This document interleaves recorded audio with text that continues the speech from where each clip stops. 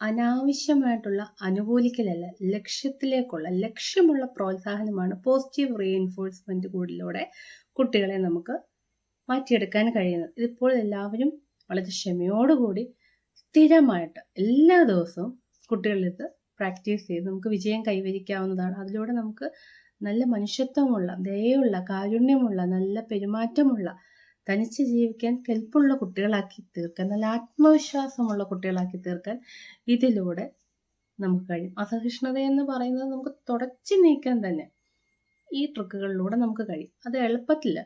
പ്രശംസ, പ്രതിഫലം അല്ലെങ്കിൽ സമ്മാനം, പ്രോത്സാഹനം, ഈ 3 കാര്യങ്ങളിലൂടെയാണ് നമുക്ക് ആദ്യം ഇത് സാധിച്ചെടുക്കാൻ കഴിയുന്നത്. കുഞ്ഞ് വളരെ നല്ലതായിട്ട് എന്തെങ്കിലുമൊക്കെ ഹോംവർക്കുകൾ ചെയ്യുന്നുണ്ടെങ്കിൽ ഗുഡ് ജോബ്, മിടുക്കൻ, ഗ്രേറ്റ് ജോബ് എന്ന് പറഞ്ഞ് സന്തോഷം. പക്ഷെ കറക്റ്റ് ടൈമിംഗ് ആയിരിക്കണം. നമ്മൾ ക്ഷമയോടെ ശ്രദ്ധയോടുകൂടി ഇരിക്കണം. ടൈമിംഗ് കറക്റ്റ് ആയിരിക്കണം.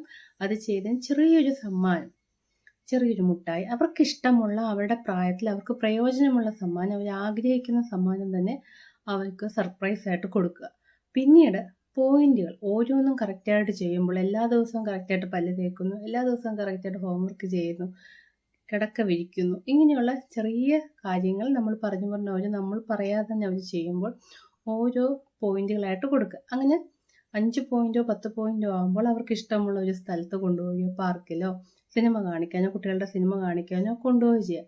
പിന്നീട് സമ്മാനങ്ങൾ അവർക്ക് പ്രയോജനമുള്ളതും അവർക്ക് ബുദ്ധിമുട്ടുണ്ടാക്കാത്ത സമ്മാനങ്ങൾ, പിന്നീട് ഈ സമ്മാനങ്ങൾ സ്നേഹ സമ്മാനമാണ് ഏറ്റവും വലുത്.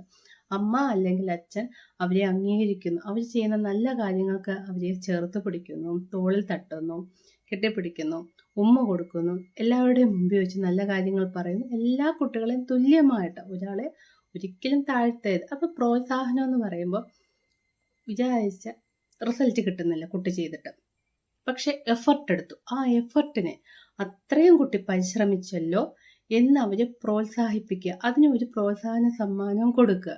ഇതിങ്ങനെ നല്ല അച്ചടക്കത്തിൽ ബാലൻസ് ചെയ്ത് നല്ല സ്വഭാവങ്ങളായി വന്ന ശേഷം നമ്മൾ ഒന്നും ചെയ്യേണ്ടി വരില്ല. പക്ഷെ അപ്പോഴും ഈ ട്രിക്കുകൾ, ഈ റീഎൻഫോഴ്സ്മെന്റ് ട്രിക്കുകൾ ഇപ്പോൾ 1-ാം ക്ലാസ്സിൽ പഠിച്ചാലും 10-ാം ക്ലാസ്സിൽ പഠിച്ചാലും പേരൻറ്റിങ് നമ്മൾ ഉള്ളിടത്തോളം കാലം പേരൻറ്റിങ് അവസാനിക്കുന്നില്ല.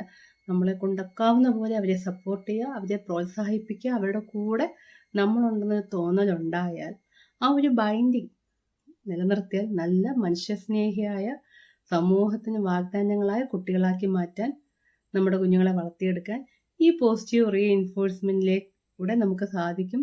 അസഹിഷ്ണുത എന്ന് പറയുന്നത് നമുക്ക് തുടച്ചു നീക്കാം. കുട്ടികളോട് ഒരിക്കലും കുട്ടികളെ ഭരിക്കരുത്. നമ്മുടെ കൂട്ടുകാരായിട്ട് ഒപ്പം തന്നെ നിർത്തി അവർക്കും നമ്മുടെ ഒപ്പം അവരുടെ പ്രായത്തിനനുസരിച്ചുള്ള വിലയും, നമ്മുടെ വീട്ടിലെ ഒരു അംഗമാണെന്നും സമൂഹത്തിൻ്റെ ഒരു അംഗമാണെന്നും അവരുടെ പ്രായത്തിനനുസരിച്ച് അവരുടെ അഭിപ്രായങ്ങൾക്കും എല്ലാം വില കൊടുത്ത് അവരെ അംഗീകരിച്ച് അവർ ഭരിക്കപ്പെടേണ്ടതും നമ്മൾ അവരെ ഭരിക്കുന്നവരാണെന്നും വരാതെ ഒപ്പമുള്ളവരുടെ പ്രായത്തിനനുസരിച്ചുള്ള എല്ലാ അവകാശങ്ങളും അവർക്ക് കൊടുത്ത് അവരുടേതായ കടമകൾ ചെയ്യാൻ അവരെയും പഠിപ്പിച്ച് നമ്മൾ ഒന്നാണ്, ഒരു കൂട്ടായ്മയിലൂടെ പ്രായത്തിനനുസരിച്ചുള്ള എല്ലാ കാര്യങ്ങളിലും അവരെ സപ്പോർട്ട് ചെയ്ത് അവർക്ക് സ്വയം ഒരു ബഹുമാനം വരത്തക്ക രീതിയിൽ അവരെ വളർത്തിയെടുക്കാൻ ഈ ട്രിക്കുകളിലൂടെ കഴിയും.